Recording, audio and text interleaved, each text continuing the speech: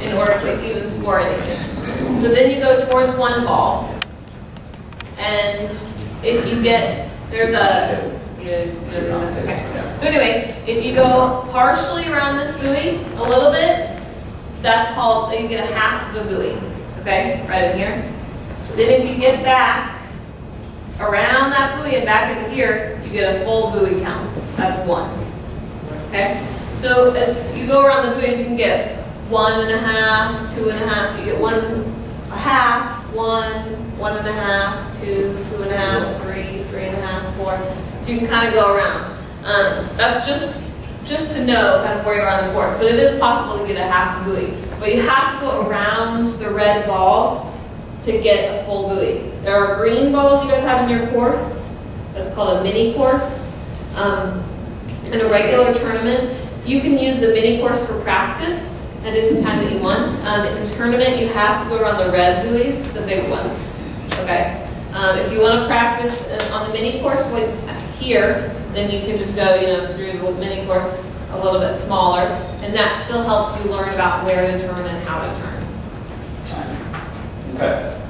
Now we're going to talk about, so we talked kind of about the event itself, but now we're going to talk about what's going to make you guys better slalom skiers. So basic positions, what you're trying to accomplish, and what the end goal is. Okay, so when you're riding a slalom ski, the basic position that you want to be in is you want to have most of your weight on your front foot. Okay, you guys have all seen your dads out there slalom skiing, and they all are like this, right? Hey, they're all on their back foot, and they're skiing like this, their shoulders back, and they have huge spray, and they look really cool, right? But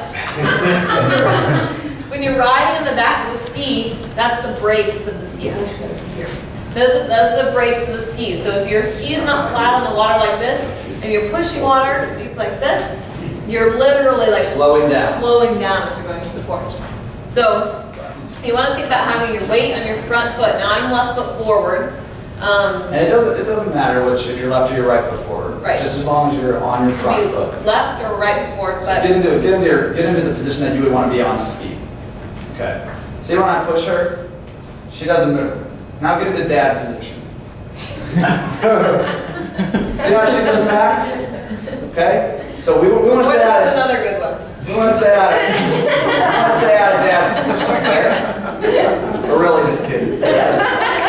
Alright. No, keep going. Moms are enjoying it. On any account. We'll take care of moms later. Moms are like this.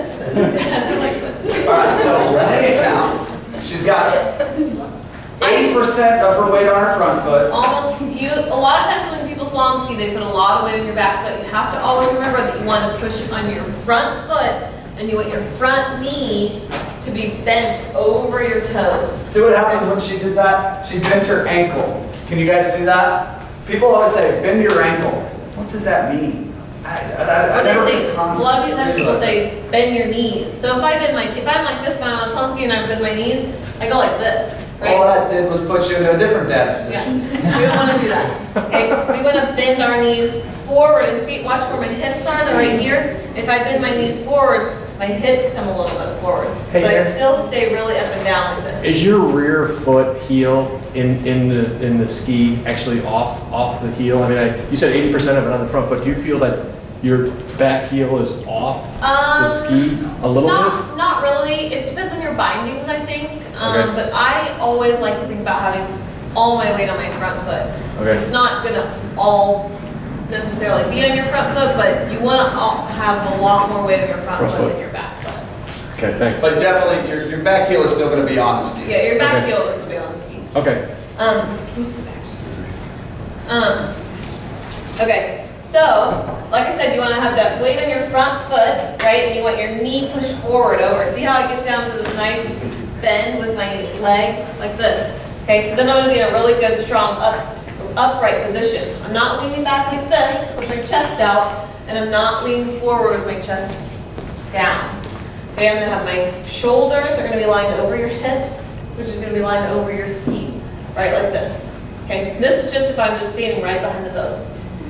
Now, when you are cutting behind the boat, you want to be again, straight. If I'm cutting from this side to this side, I want my shoulders to be nice and tall, okay? And I want my weight to just be like this. I'm not going to be leaning really hard. I'm not going to be pulling. I'm just going to stand like this. My shoulders are square to the boat, okay? They're open. We don't want to lean away like this, okay? That's often a common problem that a lot of slalom skiers have, is that they slalom like this with their shoulders turned away, okay? Or if you're going this way, my shoulders are like this. Or what I want to do is I always want to ski, when I'm skiing across the wakes, with my hips and my shoulders open to the boat. It's like a square. I was talking about the box, creating a box with your two hips and your two shoulders. So you want to be here, like this, okay? Then, I guess we're talking about going to one ball first. Okay, so I'm skiing a one like this, and even when you're skiing across this way, you're a little bit twisted, but you still want your shoulders and your hips open to the boat. All right? So as soon as you go towards one, you're going to say, pull out this way, you're going to cross the wakes, my shoulders, my hips are nice and open, and I go towards one, and I start my turn. And all I'm going to do is I'm just going to turn, and when I want to really get my ski moving, I take my right hip, and I move it around and back towards the handle again. Okay? If you can think about when you make turns, instead of making your ski turn, you're going to make your hips turn. That makes it, your ski turns a lot faster. You'll hear us say, bring your hip to your handle. So that means that you're skiing like this, you're like this, you're like this, and I'm turning and I want to bring my hip here to the handle, like this. Okay? And that really gets your ski moving really fast. Same thing, if I'm going towards two ball,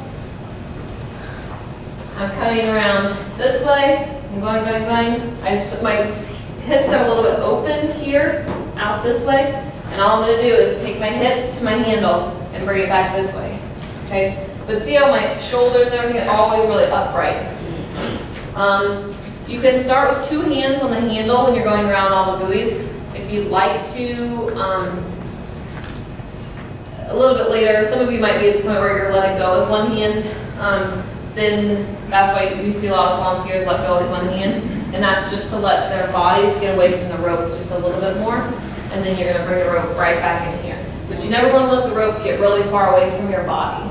So you never want to come around a buoy and start to go like this. Because then you're going to end up like just won't turn. This. Okay, your ski's not going to turn. Let's talk less about in the course and let's talk about just body position. So bad habits. All right, so the most common, which you guys see going down the lake, right, is your skis are always flat. What happens when your skis are flat? What happens? When you're just skiing down the lake and your ski's flat, it's not on either edge. What happens? You just go straight. You just go straight. So that's a pretty simple answer, right? But that's right. So in a slalom course, the number one mistake that people do is they let their ski go flat. When your ski goes flat, you go down course. And then once you get late, bad things happen. Okay, so we always want to keep our ski on edge. That doesn't mean leaning like this, putting our rear down, none of that, okay? All it means is staying upright like Aaron talked about, and keeping the box open to the boat, and just keeping that ski on edge. See, as I lean away, I'm putting my ski on edge, but I'm not changing my body position, okay? It's still the same. Either way I go, I'm still on edge. But try to keep your ski off. You do not want to be flat. The other thing that you'll find is people always tend to break at their waist. They start getting their handle really far away from them. Well, the boat's pulling you up here. Well, then you start doing this. Well, then it's really hard to keep your ski on edge. You know, there's just not, you don't have the body position. Okay, so keep your chest up proud, open to the boat, and keep all your weight on your front foot. As you put your weight forward, your hips stay up. They don't get behind you. Okay, as soon as you put your hips back, all that weight shifts back to the back of the ski. And then you're on the brakes. Remember, you want to keep your arms straight. Okay, you don't ever ski like this with our arms in. We always keep our arms straight and kind of down. You can just be a little bit relaxed. Your slalom handle is supposed to be in a relaxed position. So don't ski like this, and you don't have to be like this, but just kind of right down here in a relaxed. I bet everybody's done this before, right? What happens when you do this? You go backwards, right? Because the boat is stronger than you. Okay, but what we have working for us is our skeletal structure is a lot stronger than our muscles. So if we have a straight arm like this, we're a lot stronger. The boat's not, if I'm like this, the boat's just going to pull it right out from me. So if we're here, we can really start to get in good position and put some nice load on the rope and stretch it out to start skiing faster. The object of the game is to be the fastest behind the boat. That's what makes you a better slalom skier. How fast can you be behind the boat so that you can get early to the buoys and do what? Start your turn early and do what at the buoy? Backside the buoys. That's right. So, when, like Cole was saying, you always want to keep your ski on edge, but as soon as you want to start your turn, you're going to switch it from the outside edge of your ski, and you're going to switch to the inside edge, and that's what makes your turn. So if you can think about that while you're out there free skiing, before you get into the course, you should free ski a whole bunch. You should just go behind your boat and just make a whole bunch of turns back and forth and feel what your ski feels like. So you want to feel what it feels like when you're crossing the wakes on edge, both directions. Feel your body position. Maybe try to change a few things in your body position so you can tell the difference in how fast you can get across the wakes. And then also when you're free skiing, you want to think about, okay, I'm crossing the wakes, I'm on the outside edge, and then I want to turn, so I'm going to switch to the inside edge, and I'm going to switch my edges, and that's going to start me turning around the buoy. Your ski, like I said before, is shaped so that if you switch to the other edge, it turns the entire 180 degrees. It starts going in the opposite direction automatically for you. That's what it's shaped for. All skis are shaped for that. Doesn't matter what kind or what year or what bindings or anything. The one thing that you guys all need to buy into is that we know that you guys are good skiers. You guys have grown up on the water, we get it. But the slalom course is about rhythm, okay? So if I hold this, right, like this, and I drop this here, see that swinging back and forth? It's in rhythm, right? It doesn't start real quick here and then slow. It's in rhythm. So it goes back and forth and a rhythm. You get into a rhythm, and that's what slalom and skiing is. I know that you guys are good enough to ski the course, but we need to get into the mindset of how do we get into the rhythm of the course. Okay, so I told you guys we'd have some homework. The homework that I want all you guys to do is I want you to see how slow you guys can go on your slalom ski. If you're on 2 skis, even better. Go slower. I would recommend 15 to 18 miles an hour.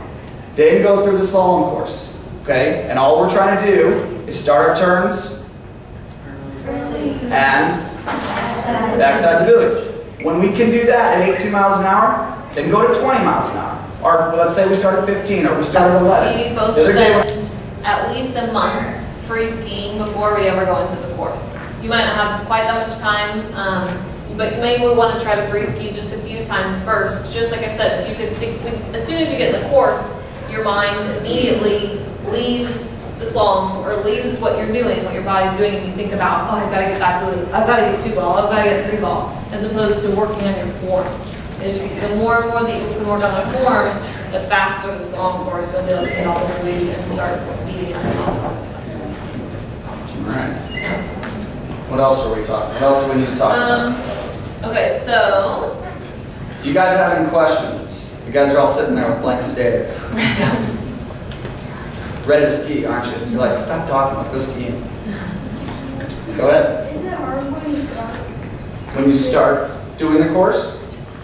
I would say, I mean, it's always a different challenge, but it's not any harder than you going out there and skiing. But what you don't want to do is bite off more than you can chew, okay? So start slower than you think you need to. There's no shame in starting at 15, 12, 11 miles an hour. It doesn't matter. Start slow and you will progress a lot faster than going out there and saying, well, you know, last time I started at 32, I'm going to start at 34 this time. That's another thing I want to talk about. Get into a pattern of how you guys are practicing. So if you start at 15 miles an hour, start at 15 miles an hour every time you go out. You got to have some sort of warm-up pass. You don't need to go out there and start your hardest pass because it doesn't matter. Your turn is as long as you want it to make in a tournament. Okay, so you can run 1 pass or you can run 8 passes. It doesn't matter. As long as you guys get your first pass and you get the jitters out of it, because you're going to have nerves and stuff like that.